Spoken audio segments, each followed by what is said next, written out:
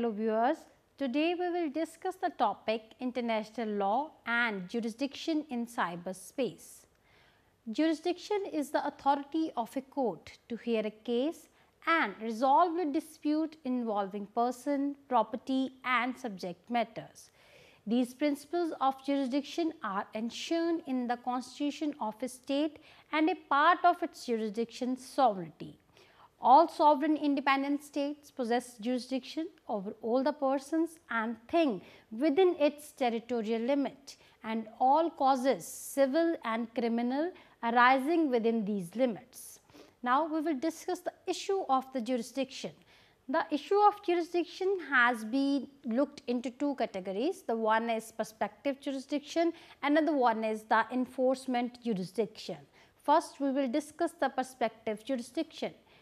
It describes a state's ability to define its own laws in respect of any matters it chooses. As a general rule, a state's prospective jurisdiction is unlimited and state may legislate for any matter irrespective of where it occurs or the nationality of the persons involved. Then enforcement jurisdiction. It states liability to enforce those laws is necessarily dependent on the existence of the prospective jurisdiction. However, the sovereign equality of states means that the one state may not exercise its enforcement jurisdiction in a concrete sense over persons or events actually situated in another state's territory, irrespective of the reach of its prospective jurisdiction. That is, a state's enforcement jurisdiction within its own territory is presumptively absolute over all the matters and persons situated therein. Hence, the state legislature enactments primarily reflects its prospective jurisdiction. For example, the Information Technology Act 2000 provides for prospective jurisdiction in section 75. The section 75 states act to apply for the offences or contraventions committed outside India.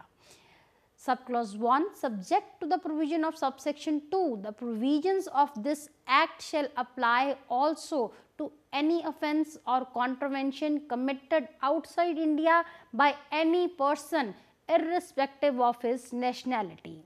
Clause 2, for the purpose of subsection 1, this act shall apply to an offence or contravention committed outside India by any person if the act or conduct constituting the offence or contravention involves a computer, computer system or computer network located in India. It is the legislative function of the government to enact laws and judicial functions to enforce those laws. It is important to note that principle of jurisdiction followed by the state must not exceed the limits which international law places upon its own jurisdiction. Now, we will discuss what does international law governs. International law governs relation between independent sovereign states. It is the body of the rules which are legally binding on the states in their intercourse with each other. The rules are not only meant only for the state, but also for the international organizations and individuals. Furthermore, it attempts to regulate the extent to which one state's enforcement jurisdiction impinges or conflict with others. International law is also referred as public international law, as it governs the relations of the state, and in the case of private dispute, if any settlement mechanism is increasingly being provided by the private international law. In most general terms, private international law is the body of law which comes into operation whenever a domestic court is faced with a claim that it contains a foreign element. The resolution of such private disputes is resolved through the law of conflict of the laws. It is that part of the private law of the country which deals with cases having a foreign element. It is a necessary part of the law of every country because different countries have different legal system containing different rules. The rules of the conflicts of the laws are expressed in the terms of the judicial concept or categories and localizing elements or connecting factors. Nevertheless, it has been recognized under the international law that a state may assert extraterritorial jurisdiction under certain circumstances. The source of these extraterritorial jurisdictions are territorial principle. A state's territory for jurisdictional purposes extends to its land and dependent territories, airspace, aircraft ship, territorial sea, and for limited purposes to its contiguous zone, continental shelf and exclusive economic zone. The principle as adopted by the national courts has been that all people within state's territory are subject to the national law, save only for those granted immunity under international law.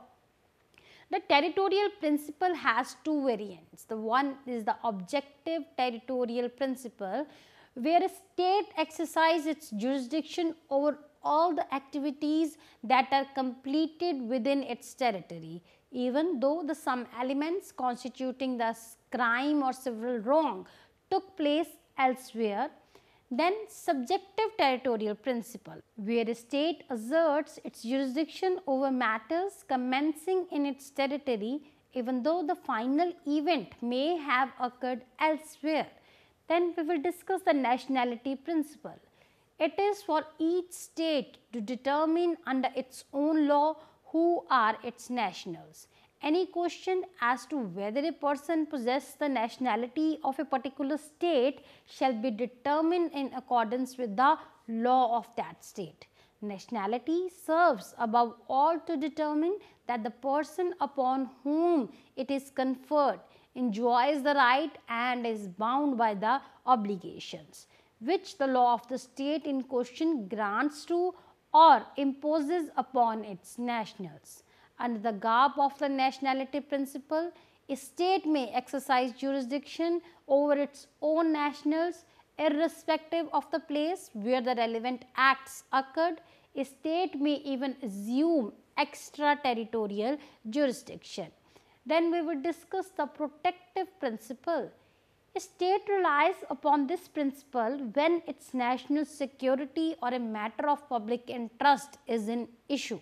A state has a right to protect itself from the acts of the international conspiracies and terrorism, drug trafficking, etc. Then we will discuss international law and state law. This confusion underlines the fact that there is a tug of war between the state law and international law. Opposed to this dualistic view is the monistic doctrine, which state that it is the international law which determines the jurisdictional limits of the personal and territorial competence of the state. Then we will discuss the jurisdiction in cyberspace. Cyber jurisdiction is the extension of the principle of international jurisdiction into cyberspace.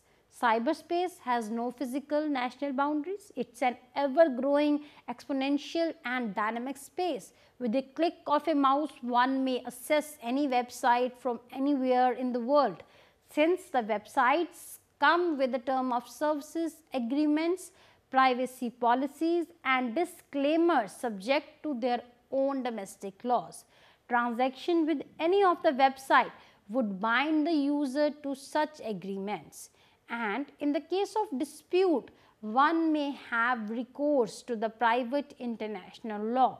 In case the cyberspace offences are either committed against the integrity, availability and confidentiality of computer system and telecommunication networks, or they consist of the use of services of such networks to commit traditional offences, then one may find oneself in the legal quagmire. The question is not only about multiple jurisdictions, but also of the problems of procedural law connected with the information technology. The requirement is to have a broad-based convention dealing with criminal substantive law matters, criminal procedural question, as well as with the international criminal law procedures and agreement. Then we will discuss where is then cyberspace. The answer to this question seems to approach the metaphysical. It is everywhere and nowhere. It exists in the smallest bursts of the matter and energy, and it is called forth only by the presence of a man through the intercession of an internet provider. If the answers are useless, it only shows that we are asking the wrong question. We should first ask, what is the cyberspace? To this question, at least a functional answer is possible. Functionally, a cyberspace is a place, it is a place where messages and web pages are posted for everyone in the world to see if they can find them.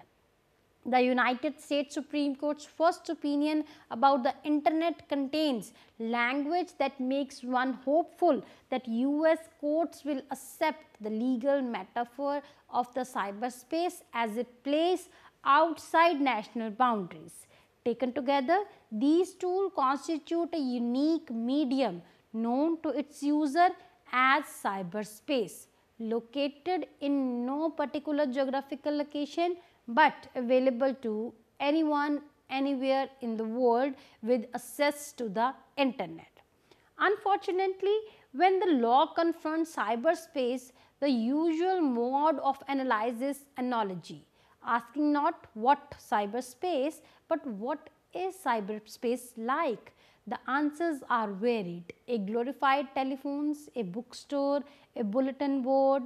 A propose that would look at the cyberspace not in these prosaic terms, but rather through the lens of international law in order to give cyberspace meaning in our jurisprudence.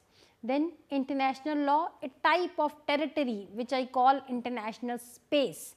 Currently, there are three such international spaces. The one is Antarctica, outer space, and the high seas for jurisdiction analysis. Cyberspace should be treated as a fourth international space. In cyberspace, jurisdiction is the overriding conceptual problem for domestic and foreign courts alike. Unless it is conceived of as an international space, cyberspace takes all of the traditional principles of conflicts of the laws and reduce them absurdity. Unlike traditional jurisdictional problems that might involve 2, 3 or more conflicting jurisdiction, the set of laws which could apply to the simple web page is all of them. Jurisdiction in cyberspace requires clear principle rooted in international law. Only through these principles can court in all the nations be persuaded to adopt uniform solutions to the questions of internet jurisdiction. Until the internet's advent, a business operating within one state was subject to suit only in that state. Only a business developing a national or international focus had to assess the risk of becoming a subject to suit in other states or the countries. Performing that risk assessment was usually simple. Traditionally, whether a particular court can exercise control over a particular defendant depends on their physical locus, described in such terms as residence, domicile or place of business. For example, a corporation can generally be sued in any state where it maintains a place of business. The internet introduced a new dimension towards the question of where a party is subject to suit. If a company has a website, it has a presence everywhere that a website can be accessed. In short, across the entire world over the internet, an individual can have the same impact on entities in other states and the countries can a multinational corporation. Now, even a smaller business must assess the risk arising from the use of internet of becoming subject to suit in other states or countries.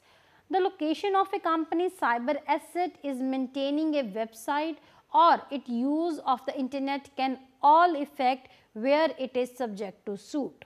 Already, numerous courts have examined the question of when a defendant's operation of a website creates personal jurisdiction. The decisions of these courts are not always consistent, but they are starting to reflect some common themes. Then we will discuss the personal jurisdiction based upon enduring relationships. A court may exercise personal jurisdiction over a person domiciled in, organized under the laws of, or maintaining his or its principal place of business in this state as to any cause of action. Then we will discuss personal jurisdiction based on conduct.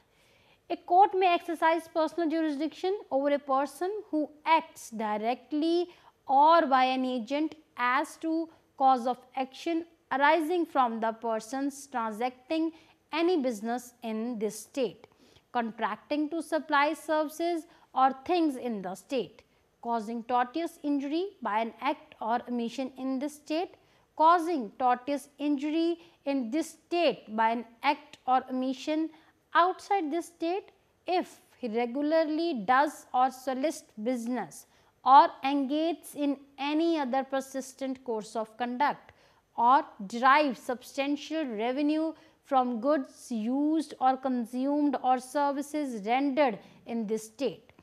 When a jurisdiction over a person is based solely upon this section, only arising from the acts enumerated in this section may be asserted against him. In determining whether the court has a jurisdiction, the first step is to examine the applicable long-arm statute or a common law equivalent to determine whether the statute grants the court jurisdiction over the out of the state defendant. The second step is to evaluate whether the exercise of the jurisdiction in the particular case violates due process rights granted under the United States Constitution. The constitutional due process is satisfied if the defendant has minimum contracts within the form state, so that subjecting the defendant to suit in that state satisfies consideration of fair play and substantial justice. In determining whether minimum contacts exist, the court should consider the relationships among the defendants, the form and the litigation. Determining whether exercising jurisdiction will satisfy traditional notion of the fair play and substantial justice of the court should focus on the contracts in the light of other factors such as the burden on the defendant, the form state's interest in adjudicating dispute, and the plaintiff's interest in obtaining the most efficient resolution of the controversy, the interstate judicial system's interest in the most efficient resolution of the controversies, and the shared interest of the several states in furthering fundamental substantive social policies. Establishing jurisdiction requires some act by which the defendant purposefully avails himself of the privilege of conducting activities within the form state, thus invoking the benefits and protection of its laws. Activities within a state that can result in a party subjecting itself to suit in that state include purposefully selling goods in the state, maintaining a physical office or store in the state, entering into a contract with someone in the state, or committing a tortious act within the state. In general, the more passive the defendant was with respect to the transaction and the fewer events related to the transactions occurred within the form state, the less likely the court will exercise jurisdiction over the defendant. The difficulty arising in determining when maintaining a website accessible to people in a state is an activity directed at a state sufficient to allow the state to exercise personal jurisdiction over the website owner. Then we will discuss some conventions on cybercrime. The Convention on Cybercrime was opened at Budapest on 23rd November 2001 for signatures. It was the first ever international treaty on criminal offences committed against or with the help of computer networks such as internet. The convention deals in particular with the offences related to infringement of copyright, computer related fraud, child pornography and offences connected with network security. It also covers a series of procedural parts such as searches of an interception of material on computer networks. Its main aim as set out in the preamble is to pursue a common criminal policy aimed at the protection of the society against cybercrime. Inter alia, by adopting appropriate legislation and fostering international cooperation. Then we will discuss what does extraditable offence. Extradition procedures are designed not only to ensure that criminals are returned from one country to another, but also to protect the right of those who are accused of crimes by the requesting country. Thus, sufficient evidence has to be produced to show a prima facie case against the accused, and the rule of speciality protected the accused from being tried for any crime other than that for which he was extradited. Similar views were expressed by the Supreme Court in Daya Singh versus Union of India. A fugitive brought into this country under an extradition decree can be tried only for the offences mentioned in the extradition decree and for no other offences, and the criminal courts of India will have no jurisdiction to try such fugitive for any other offence. There is no rule of international law which imposes any duty on a state to surrender a fugitive in the absence of extradition treaty. The law of extradition therefore is a dual law. It is ostensibly a municipal law, yet it is a part of the international law also, in as much as it governs the relations between two sovereign states over the question of whether or not given a person should be handed over by one sovereign state to another sovereign state. This question is decided by the national courts, but on the basis of international commitments as well as rules of the international law relating to the subject. Now we will discuss cyber crimes. Are they extraditable offences? The Convention on Cybercrime has made cybercrimes extraditable offences. The offence is extraditable if punishable under the laws in the both contracting parties by imprisonment for more than 1 year or by a more severe penalty. Article 24 of the Convention said that it echoes the double criminality rules, which states that the conduct be an offence in both the requesting state and requested state. The aforesaid Article 24 applies to extradition between parties for the criminal offences established in accordance with the Article 2 to 11 of this Convention, provided that they are punishable under the law of both parties concerned by the deprivation of liberty for a maximum period of at least 1 year or by a more severe penalty. So, it is significant to note that almost every kind of cyber crimes have been made extraditable under the convention. Moreover, the convention has the force of international law behind it. In other words, to investigate, search, seize, arrest, prosecute and extradite cyber criminals for cyber crime, a proper legal framework is already in place. India is still not a signatory to the cybercrime conventions and bilateral extradition treaties which it has signed with around 50 countries so far. Do not mention cybercrime as a extraditable offences, but it may not deter the Indian government from granting extradition, as it was held in Ram Babu Saxena versus State that if the treaty does not enlist a particular offence for which extradition was sought, but authorize the Indian government to grant extradition for some additional offences by inserting a general clause to this effect, extradition may still be granted. Nevertheless, problems related to the extradition remain, as the legislations of the European Union forbid not only its own nationals but also persons of any nationality wanted by any country to be extradited for the crimes which award the capital punishment for such crimes.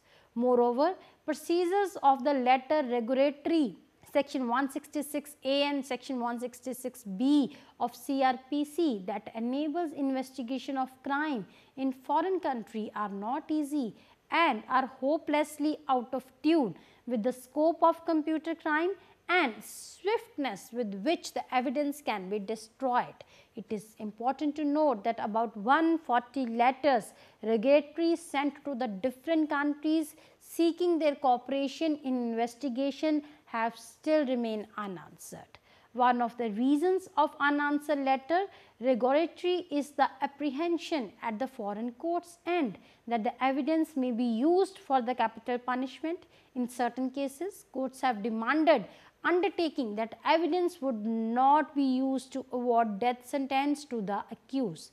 It is thus imperative that there is a need to sign mutual legal assistance treaties with more number of countries till necessary amendments are made in CRPC. Currently, India has MLT signed with 19 countries to attain legal compatibility. Even section 188 of the CRPC requires prior permission of the central government to inquire into or try offences committed outside the country, which puts shackles on the investigative agency's work. As on 2009, the CBI has been struggling to get the extradition clearance for 22 criminals who have already been located. These things are bound to affect the extraterritoriality application of the Information Technology Act 2000. In concluding remarks, I must say the internet now reaches 60 million users in 160 countries with the number of increasing each year. Although cyberspace has been viewed as a self-regulating entity controlled by no government, this myth is being destroyed as the global internet community expands. With this expansion come a question: who has authority to regulate cyberspace, given that decision about the internet reach far beyond national borders? The answer to this question is unknown, but certainly has broad implication.